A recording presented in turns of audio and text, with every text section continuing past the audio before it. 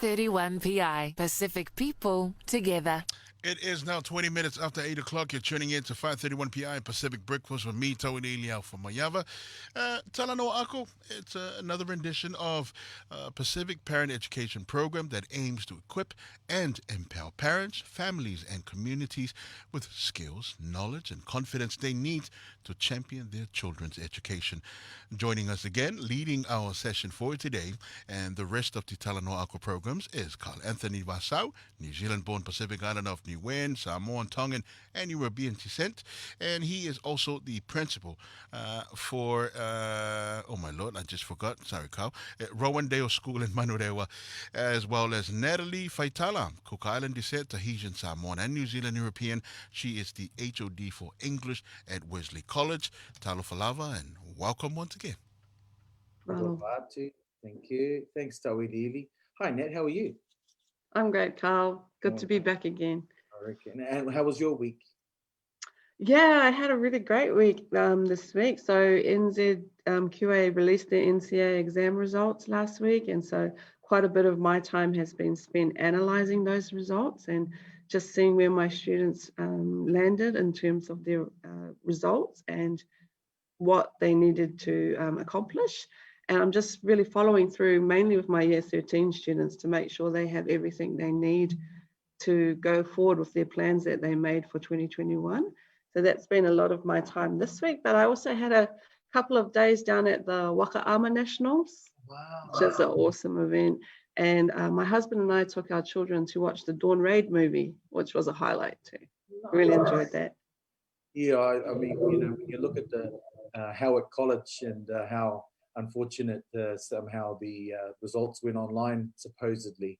It's interesting that that school, their principals are Samoan, so maybe he didn't read the information right. But for all those kids out there and parents and families that have got their results, congratulations and all the best with whatever lies ahead for you. And just like Natalie said, teachers out there are analysing the data to see how they're going to be supporting or helping or suggesting to your children the next steps, because that's important. No matter what the result ain't, Nat, you just need to prepare for what happens next. So last week we spoke to you guys about learning support, and that was our topic. And unfortunately, according to some of the viewers, there were some technical difficulties. So if there is any issues in relation to sound, please just note right down the bottom of the Facebook, and then hopefully whoever's monitoring our Facebook will let us know straight away. But can you please remind us, Nat, what learning support was about last week? So last week, when we were talking about learning support, I was basically explaining that learning support are the supports available for our students that have high learning needs and need additional helps to be successful at school. And we looked at understanding how learning support systems have changed and how learning support is now more accessible and tailored to the individual needs of our students. So one of the key messages we had last week was just asking parents to make sure they're looking into what supports their children might be eligible for if they need learning support, and accessing this support when it's required. Nice. And that's available to all parents and to all students. And schools have programs, have systems in place to try and identify need and to get the support that your child needs. So please, the big message from last week, get down to your school, talk with your teacher, talk with your child, and just see whether or not they need that support and get it if they need it. So this week we're talking about transitions, and transitions is the big word in relation to education. We're going to look at the various points. So what is transition? We're going to look at the parts of the education system where your child transitions. We're going to talk about some of the best practice, the ways in which we can go about talking with our children about transition, and also making sure that the school has it on their radar. We're going to talk about how it's important for you to build strong family discussions around this, and to get together as a family to make sure that moving forward, everybody is aware of the transition. And we're going to talk about something in particular. Nat will talk about mapping it out and getting ready, especially for the big wide world that our children go to. So if you look at transitions in a nutshell, it's just the movement of your child, of children, of students through the education system. And so we're going to be talking to you about that. So we've got two kind of areas that we'll talk about. One is the transitions. The other ones is pathways. So if we look at transition, like I said earlier, your child will move through their educational journey from one point to another. Most of the time it starts from home. So we'll add that in as home is the first place your children will start to learn. Then they'll move into early childhood, ECE, kindergarten, go through to primary, then up to intermediate or full high school, and then they'll go to high school. Then they'll go on to tertiary and maybe into the workforce. Sometimes with the transitions, they'll jump or they'll miss out certain parts. And so for us, when we talk about transition, it goes up that way. Also, sometimes when students don't meet kind of their needs at a conventional mainstream part of the transition, like high school, there are other options that they can transition into, or special learning needs. So there's that kind of way.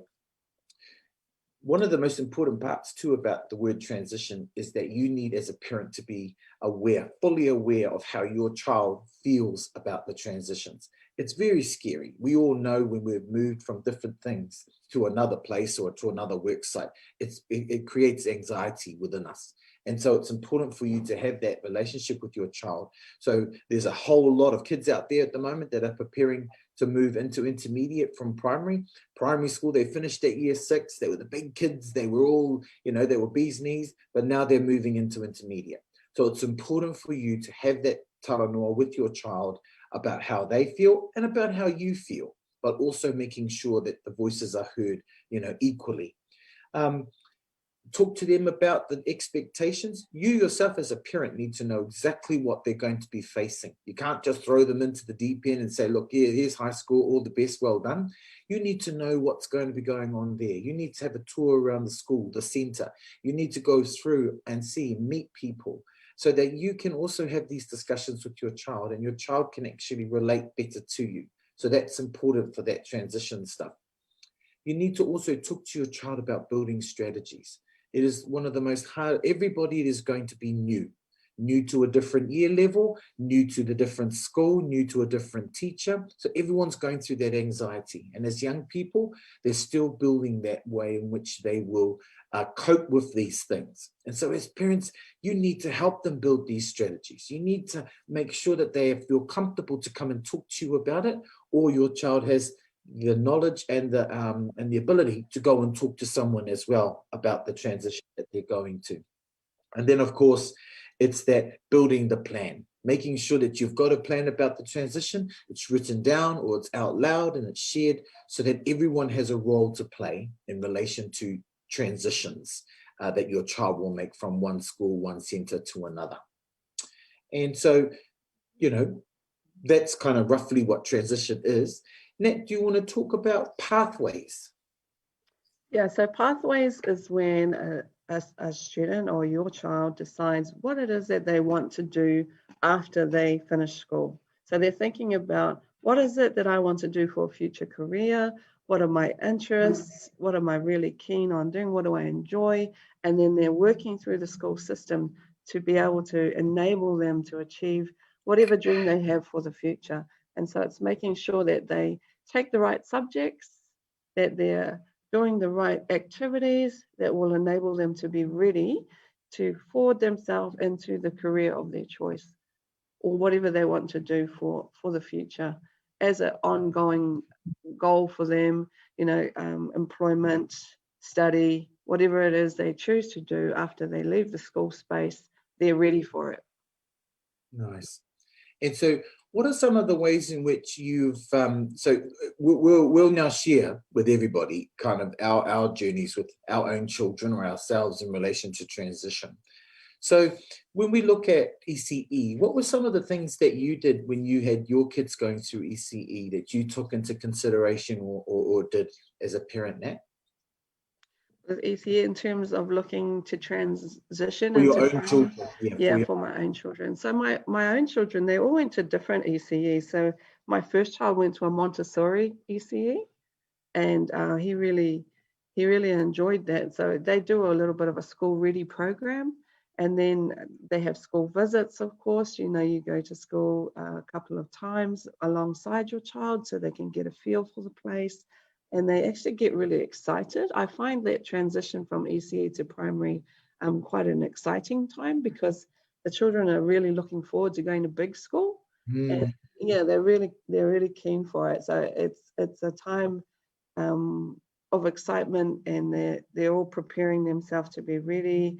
And the systems really allow them to slowly ease their way in. I mean, some schools even allow students to come for half days, until they're ready to do a full day. So that transition, I think the ECEs and the schools work together really well to help students have a smooth transition. yeah. I Yes. can remember for my own son. I mean, we enrolled him at ECE when he was 2, and these ladies at this center helped grow my son to who he is today. So when he left last year, it was quite emotional. They were very sad because they see your child grow, and it's important as parents to choose the right center that fits this mold, because if your child is to be prepared for school, for primary school, and do this transition, they have to have that skills, that relationship building. And Te Whāriki is the kind of pedagogy and the curriculum that they use through ECE. And it's all about play-based learning, building relationships, sharing oral language, communicating, interacting with one another. People see it as just, glorified play, some people, but they're wrong. Through play, they learn, they interact, they get feelings. And so my son just had the best ECE. And like you said, when they're going through to primary, it's really important to choose a primary school that's alongside or works alongside your ECE center, because that transition or those little visits help your child familiarize themselves with the school that they're going to.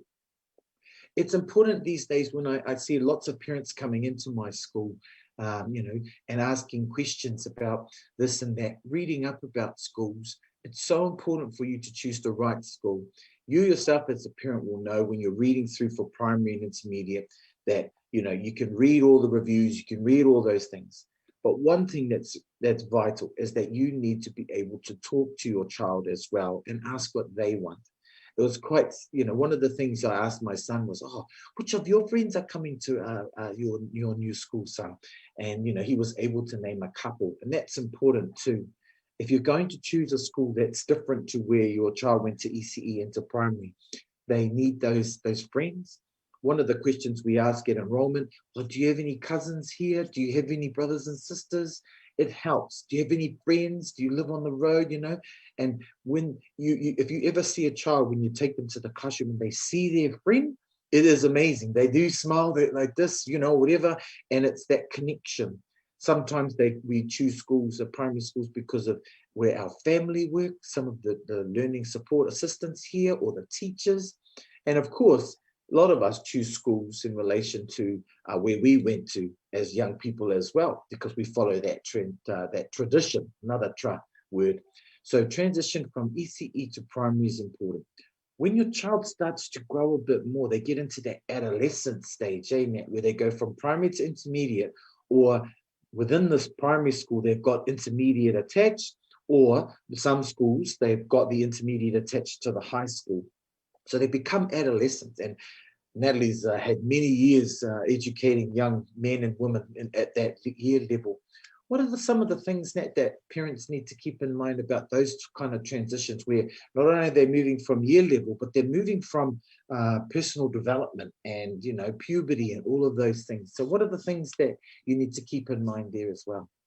Yeah, I think for me, like I really feel that transition from primary, intermediate through to secondary school is probably the most daunting and difficult moves that a student makes during the educational journey, because they are at that time where everything's changing for them. They're going through adolescence and they're navigating those teenage years, and it can be very difficult for children, there's so much going on for them in terms of their bodies changing, their feelings and emotions changing, their focuses in life changing. They start noticing people that they're interested in having relationships with, and it gets to be like a really fraught time sometimes for some of our children.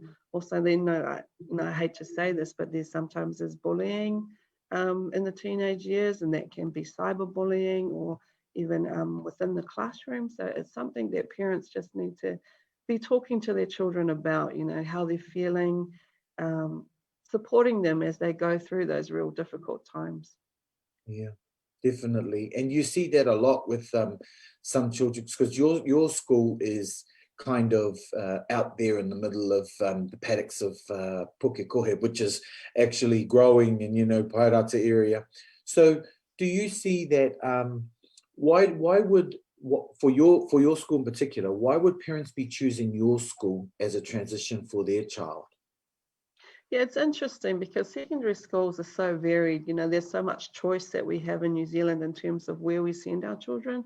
There's different offerings all over the country in terms of the experiences that you might want your child to have at secondary school. So, for example, there's a big difference between a big secondary school and a small secondary school, and what that might offer. State integrated schools or church-based schools will be different from public schools. Special character schools, there's all sorts of different special character schools that will be very focused on a particular way of learning, or there'll be like a sports influence, there's different things, or single sex schools opposed to co-educational schools. So there's so much choice there. And a lot of our families that come through to my school, it is that tradition. We have fourth, fifth generation now family members coming through to Wesley College. It is the oldest school in the country. Wow. Yeah, so it is has a real strong history, and there is a lot of families that have traditionally sent their children here, like grandfathers and fathers and their sons and daughters. So we have that tradition, but also because my school is a state integrated school, it's a Methodist school, it's the only Methodist secondary school in New Zealand. So there's all those kinds of things that make Wesley different from perhaps another school, and parents will take that all into consideration where they make a decision as to where they send their child. Yeah, it always does then, especially if your son or your daughter's playing up, or, going through those development stages where they've got the wrong mix of friends. Some parents use that opportunity to transition your child to a place where they've removed from this. But it's vital that in order for that move to work, you need to get around and alongside your child, especially if it's a transition to somewhere that they don't like. I can remember I went to Pasadena Intermediate School, and all my mates at Pasadena were going to Mount Albert Grammar, to Mags. Right. I come home one day and my mum says, "No, you're going to St. Paul's College." I'm like, where's St. Paul's? What the hell? And I cried for days because all my friends were going to Mags and I had to go to St. Paul's. Once I got there, all good, because I saw friends and I saw people that I knew from Richmond, from my league club, from my church, from all of those things. But it was one of those things where I really didn't need that stress. And I don't know where I would have been if I went to Mags. But if they had just talked to me and maybe asked me about that transition, and once again, it was chosen because that's where my uncles went. But little did I know that the school even existed. So that talanoa with your child is important. It's not always going to be the best fit.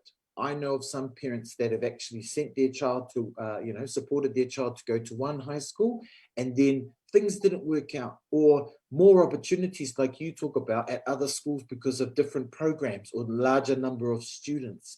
Do you see that a lot, Nat, in high school, where it's not a failure that the school didn't work for them, but parents have then moved their child to suit the need of their kids? Yeah, absolutely. So sometimes the school is just not a good fit, and within like a year, a parent and child will know whether that school's the right school, and they'll be looking around to see what actually might fit better if it hasn't worked out well. You know, I find within my own experience, we have kids that come and they love their school, they love everything about it. It's a really good fit. And then others that really don't feel like it's the place for them. And that's fine. I think we really just need to find those schools that our children really feel comfortable in, that they can thrive in, and that they have the opportunities that they're looking for provided for them. And sometimes, at the moment, the government's putting in these huge systems where there will be zones of all state schools. And so once upon a time, that parent choice is going to be a little bit limited. So schools that are state integrated and special character like yours, there'll be a little bit more flexible. There'll be still that flexibility to choose that as an option. But, you're as good as your local school. And I firmly promote children attending their local schools, because I think it's important that we don't ship our children out of communities, or we don't ship them towards things.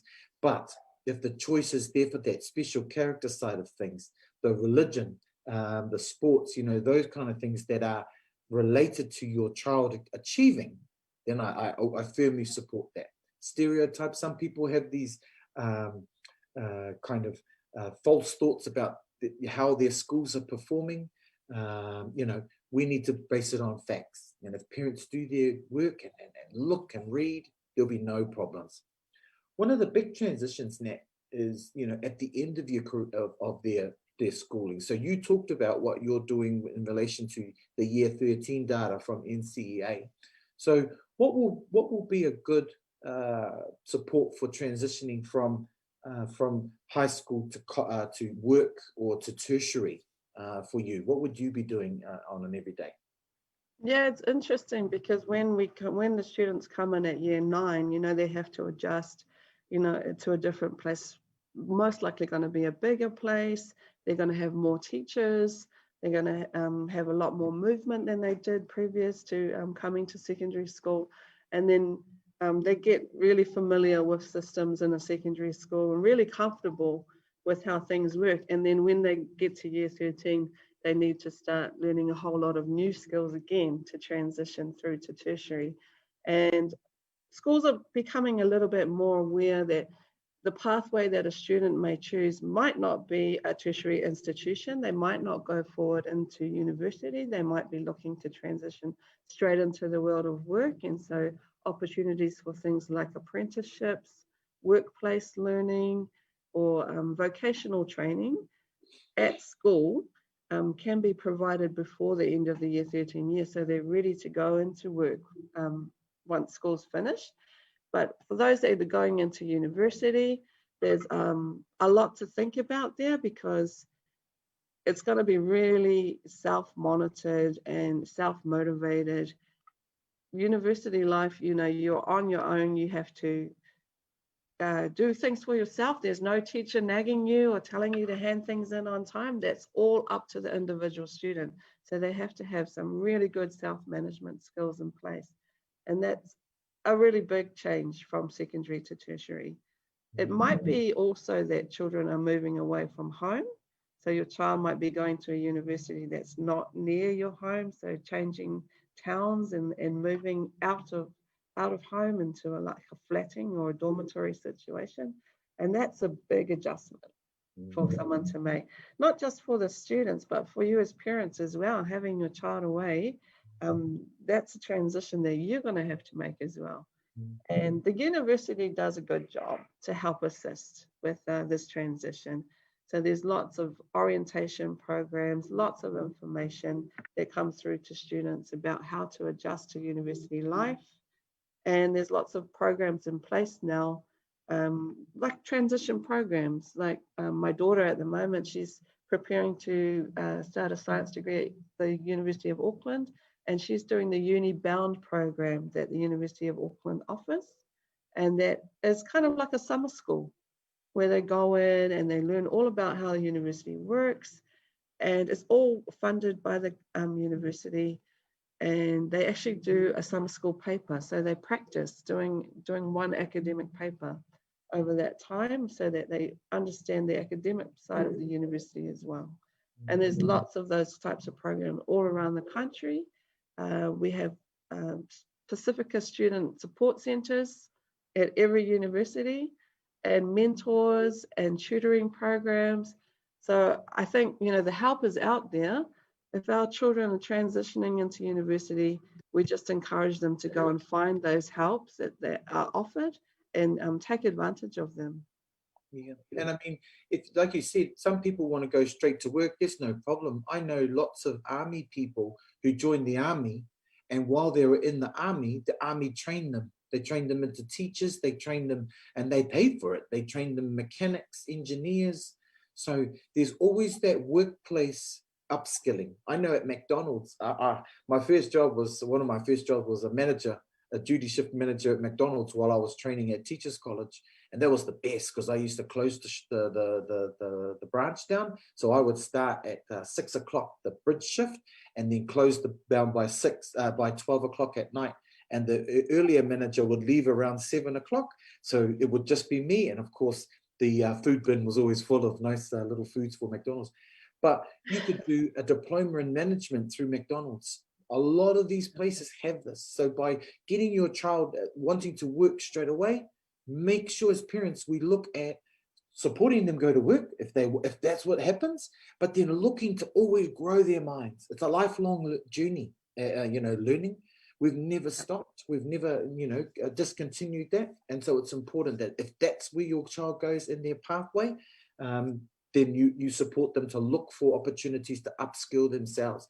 Working at a fruit picking place, talk to your child. Hey, one day you own the orchard. One day you get your certificate for the fruit picker machine because you can use those skills elsewhere. There are a lot of people out there that are living wonderful lives with no qualifications because they worked hard. There are a lot of people out there with heaps of qualifications struggling. So it's about building that resilience within your child that here's the pathway. I'm going to support you. Whatever happens at the end, son or daughter, part of that is happiness, fulfillment, and love. If you've got those values as well, not just money, pay the bills, and go on holiday. There's a whole lot of other things that you can talk to with your children about these transitions and where they lead to. Anything else you want to add about transitions this week, Nat? I think just that same message that we've been giving right along is having those conversations with your child, letting them know that you want to know what's going on for them, that you're interested in hearing how things are progressing, how they're feeling about what's happening in their lives, and that you're there to support them if they need be. Nice. You're a nice mum. So that's us this week. That was transitions. Next week, we're going to be having our final session. It's been 5 weeks next week. We're going to be talking to you about Talanoa Ako. I don't know what we're going to talk about for 30 minutes, so Eli might just cut us off because we've been talking about that, but we'll take a lot of what we've learned through this 5-week journey and we'll share a little bit more about that, and then we'll talk to you. Lots of our kids in our schools are going back starting this week, so all the best to everybody. I know Natalie's at work and so am I, but if you've got any questions, please put it below in the comment section on the Facebook page. Natalie works at Wesley College. I work at Rowlandale School. You can always contact us if you've got further questions.